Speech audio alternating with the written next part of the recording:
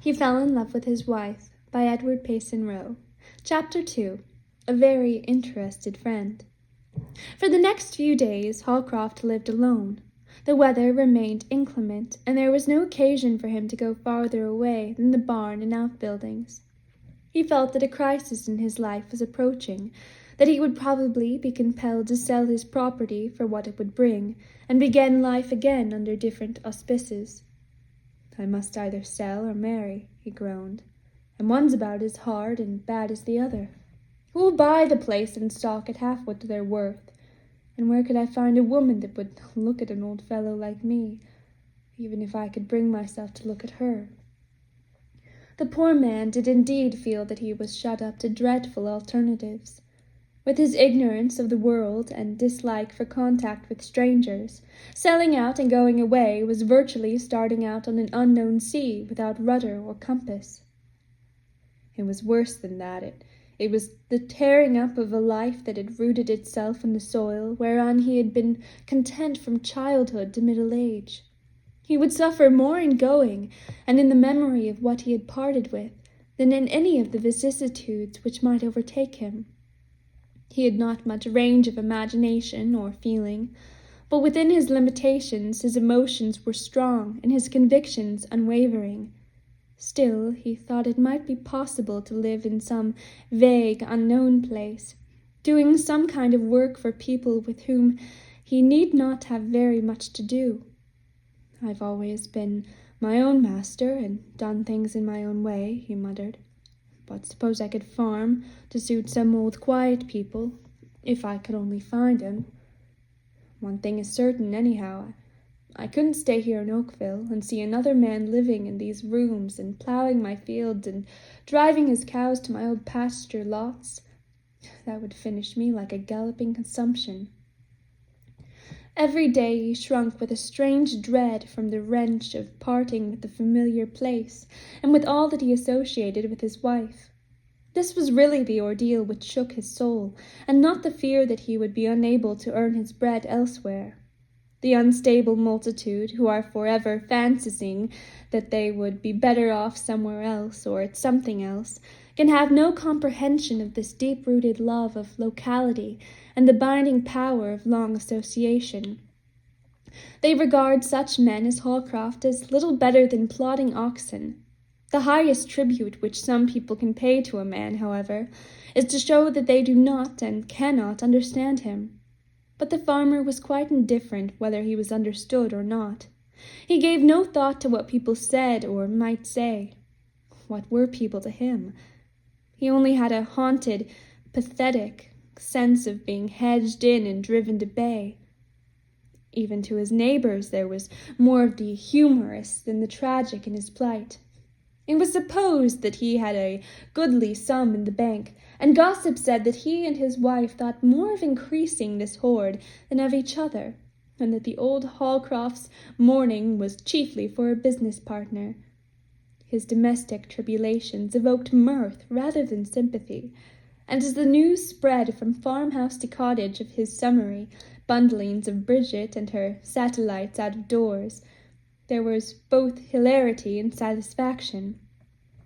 While there was little commiseration for the farmer, there was a decided disapprobation of the dishonest Irish tribe, and all were glad that the gang had received a lesson which might restrain them from preying upon others. Holcroft was partly to blame for his present isolation. Remote, rural populations are given to strong prejudices, especially against those who are thought to be well off from an over-saving spirit, and who, worse still, are unsocial. Almost anything will be forgiven sooner than thinking oneself better than the other folks, and that is the usual interpretation of shy, reticent people. But there had been a decided tinge of selfishness in the Holcrofts' habit of seclusion, for it became a habit rather than a principle. While they cherished no active dislike to their neighbors, or sense of superiority, these were not wholly astray in believing that they had little place in the thoughts or interests of the occupants of the hill farm. Indifference begot indifference, and now the lonely, helpless man had neither the power nor the disposition to bridge the chasm which separated him from those who might have given him kindly and intelligent aid. He was making a pathetic effort to keep his home and to prevent his heart from being torn bleeding away from all it loved. His neighbors thought that he was merely exerting himself to keep the dollars which it had been the supreme motive of his life to accumulate. Giving no thought to the opinions of others, Holcroft only knew what he was in sore straits, that all that he made his existence a blessing was at stake. At times, during these lonely and stormy March days, he would dismiss his anxious speculations in regard to his future course. He was so morbid, especially at night, that he felt that his wife could revisit the quiet house. He cherished the hope that she could see him and hear what he said, and he spoke in her viewless presence with a freedom and fullness that was unlike his old reticence and habit of repression. He wondered that he had not said more endearing words and had given her stronger assurance of how much she was to him. Late at night he would start out of a long reverie, take a candle, and, going through the house, would touch what she had touched, and look long and fixedly at things associated with her. Her gown still hung in the closet, just as she had left them. He would take them out and recall the well-remembered scenes and occasions when they were worn. At such times she almost seemed beside him, and he had a consciousness of companionship which soothed his perturbed spirit. He felt that she appreciated such loving remembrance, although unable to express her approval. He did not know it, but his nature was being softened, deepened, and enriched by these deep and unwonted experiences. The hard materiality of his life was passing away, rendering him capable of something better than he had ever known. In the morning, all the old prosaic problems of his life would return, with their hard, practical insistence, and he knew that he must decide upon something very soon. His lonely vigils and days of quiet had brought him to the conclusion that he could not hunt up a wife as a matter of business. He would rather face the ever-angry bears than breathe the subject of matrimony to any woman that he could ever imagine himself marrying. He was therefore steadily drifting toward the necessity of selling everything and going away. This event, however, was like a coral reef to a sailor, with no land in view beyond it. The only thing which seemed certain was the general breaking up of all that had hitherto made his life. The offer of help came from an unexpected source. One morning Holcroft received a call from a neighbor who had never before shown any interest in his affairs. On this occasion, however, Mr. Weeks began to display so much solicitude that the farmer was not only surprised, but also a little distrustful. Nothing in his previous knowledge of the man had prepared the way for such very kindly intervention. After some general references to the past, Mr. Weeks continued, "I've been saying to our folks that it was too bad to let you worry on alone without more neighborly help. You ought either to get married or to have some thoroughly respectable and well-known middle-aged woman keep house for you. That would stop all talk, and there's been a heap of it, I can tell you.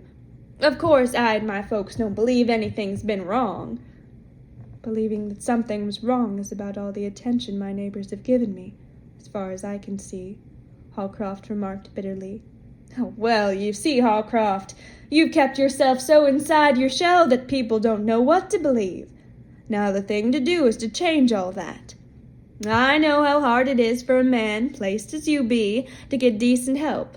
My wife was a-wondering about it the other day, and I shut her up mighty sudden by saying, 'You're a good manager and know all the countryside. Yet how often you're complaining that you can't get a girl that's worth her salt to help in haying and other busy times when we have to board a lot of men.' Well, I won't beat around the bush any more. I've come to act the part of a good neighbor. There's no use in your trying to get along with such haphazard help as you can pick up here and in town. You want a respectable woman for a housekeeper, and then to have a cheap common sort of a girl to work under her. Now I know of just such a woman, and it's not unlikely she'd be persuaded to take entire charge of your house and dairy. My wife's cousin, Mrs. Mumpson, At the mention of the name, Holcroft gave a slight shudder, feeling something like a cold chill run down his back. Mr. Weeks was a little disconcerted, but he resumed. "I believe she called on your wife once?" "Yes," the farmer replied laconically. "I was out of way and did not see her." "Well now," pursued Mr. Weeks, "she's a good soul. She has her little peculiarities. So have you and me, a lot of 'em. But she's thoroughly respectable, and there isn't a man or woman in the town that would think of saying a word against her. She has only one child, a nice quiet little girl who'd be company for her mother, and make everything look right, you know." "I don't see what there's been to look wrong," growled the farmer. "Oh, nothing to me and my folks, of course, or I wouldn't suggest the idea of a relation of my wife coming to live with you. But you see, people will talk unless you stop their mouths. They'll feel like fools in doing it. I know yours have been a mighty awkward case, and here's a plain way out of it. You can set yourself right and have everything looked after as it ought to be in 24 hours. We've talked to Cynthia, that's Mrs. Mumpson, and she takes a sight of interest. She'll do well by you and straighten things out, and you might do a plaguey sight worse than give her the right to take care of your indoor affairs for life." "I don't expect to marry again," said Holcroft curtly. "Oh, well, many a man and woman has said that and believed it too, at the time. I'm not saying that my wife's cousin is inclined that way herself. Like enough she isn't at all. But then the right kind of persuading does change women's minds sometimes, eh? Mrs. Mumpson is kinder alone in the world, like yourself. And if she was sure of a good home and a kind husband, there's no telling what good luck might happen to you. But there'll be plenty of time for considering all that on both sides. You can't live like a hermit." "I was thinking of selling out and leaving these parts," Holcroft interrupted. "Now look here, neighbor, you know as well as I do that in these times you couldn't give away the place. What's the use of such foolishness? The thing to do is to keep the farm and get a good living out of it. You've got down in the dumps and can't see what's sensible and to your own advantage." Holcroft was thinking deeply, and he turned his eyes wistfully to the upland slopes of his farm. Mr. Weeks had talked plausibly, and if all had been as he represented, the plan would not have been a bad one. But the widower did not yearn for the widow. He did not know much about her, but had very unfavorable impressions. Mrs. Holcroft had not been given to speaking ill of anyone, but she had always shaken her head with a peculiar significance when Mrs. Mumpson's name was mentioned. The widow had felt it her duty to call and counsel against the sin of seclusion, and being too much absorbed in the affairs of this world. You should take an interest in everyone, this self-appointed evangelist had declared, and in one sense she lived up to her creed. She permitted no scrap of information about people to escape her, and was not only versed in all the gossip of Oakville, but also of several other localities in which she visited. But Holcroft had little else to deter him from employing her services beyond an unfavorable impression. She could not be so bad as 𝙫𝚑𝚊𝚙𝚎, and he was almost willing to employ her again for the privilege of remaining on his paternal acres. As to marrying the widow, a slight shudder passed through his frame at the thought. Slowly he began, as if almost thinking aloud. "I suppose you are right, Lemuel Weeks, in what you say about selling the place. The Lord knows I don't want to leave it. I was born and brought up here, and that counts with some people. If your wife's cousin is willing to come and help me make a living for such wages as I can pay, the arrangement might be made. But I want to look at it on a business arrangement. I've quiet ways of my own, and things belonging to the past to think about, and I've got a right to think about 'em. I ain't one of the marrying kind, and I don't want people to be a-considerin' such notions when I don't. I'd be kind and all that to her and her little girl, but I should want to be left alone to myself as far as I could be." "Oh, certainly," said Mr. Weeks, mentally chuckling over the slight prospect of such immunity. "But you must remember that Mrs. Mumpson isn't like common help." "That's where the trouble will come in," ejaculated the perplexed farmer. but there's been trouble enough with the other sort." "I should say so," Mr. Weeks remarked emphatically. "It would be a pity if you couldn't get along with such a respectable, conscientious woman as Mrs. Mumpson, who comes from one of the best families in the country." Holcroft removed his hat and passed his hand over his brow wearily as he said, "Oh, I could get along with anyone who would do the work in a way that would give me a chance to make a little and then leave me to myself." "Well, well," said Mr. Weeks, laughing. "You needn't think that, because I've hinted at a good match for you, I'm making one for my wife's cousin. You may see the day when you'll be more hot for it than she is. All I'm trying to do is help you keep your place, and live like a man ought, and stop people's mouths." "If I could only fill my own and live in peace, it's all I ask. When I get to plowing and planting it all again, I'll begin to take some comfort." These words were quoted against Holcroft far and near. "Filling his own mouth and making a little money are all he cares for," was the general verdict. And thus people are misunderstood. The farmer had never turned anyone hungry from his door, and he would have gone to the poorhouse rather than have acted the part of the man who misrepresented him. He had only meant to express the hope that he might be able to fill his mouth, earn his bread, and get it from his native soil.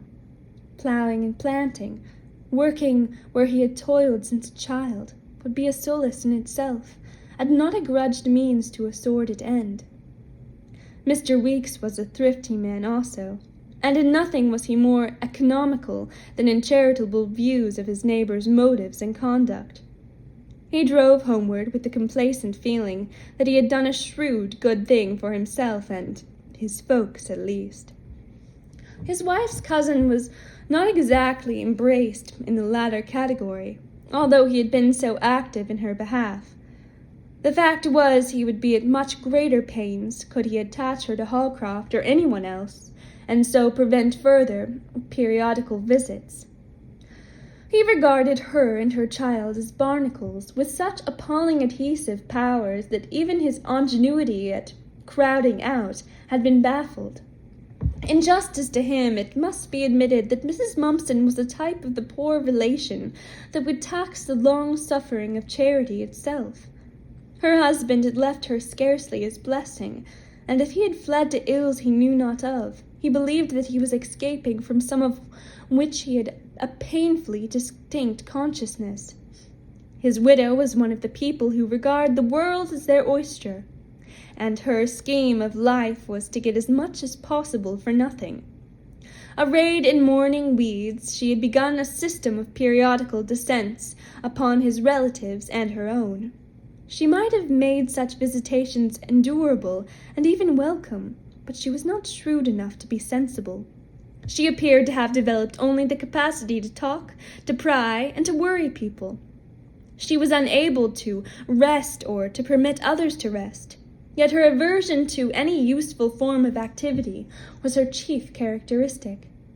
Wherever she went, she took the ground that she was company, and with a shawl hanging over her sharp, angular shoulders, she would seize upon the most comfortable rocking-chair in the house, and mouse for bits of news about everyone of whom she had ever heard.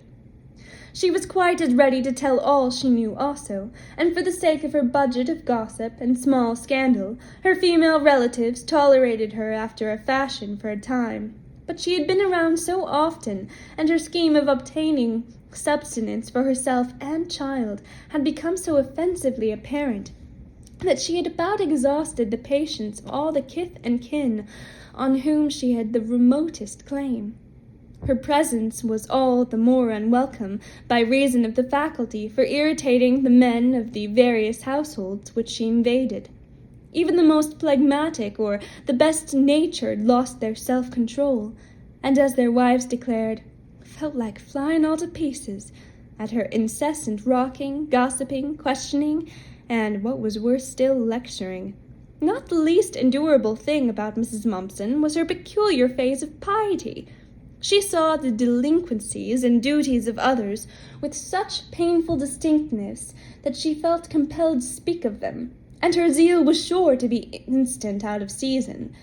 When Mr. Weeks had started on his ominous mission to Holcroft, His wife remarked to her daughter conventionally, "I declare, sis, if we don't get rid of Cynthia soon, I believe Lemuel Weeks will fly off the handle."